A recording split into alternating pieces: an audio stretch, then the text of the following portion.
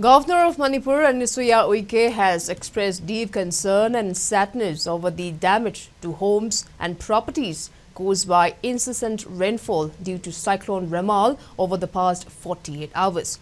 The heavy rainfall has severely impacted the lives of people in both the valley and hill districts of Manipur, submerging low-lying areas. Additionally, landslides on state and national highways number 37 and 2 have disrupted the main routes for transporting essential commodities, affecting their supply across the state.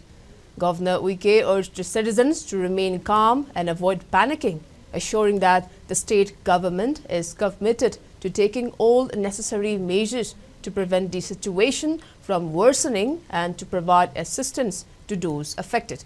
She also appealed to citizens to stay informed through official channels and follow the guidelines provided by local authorities.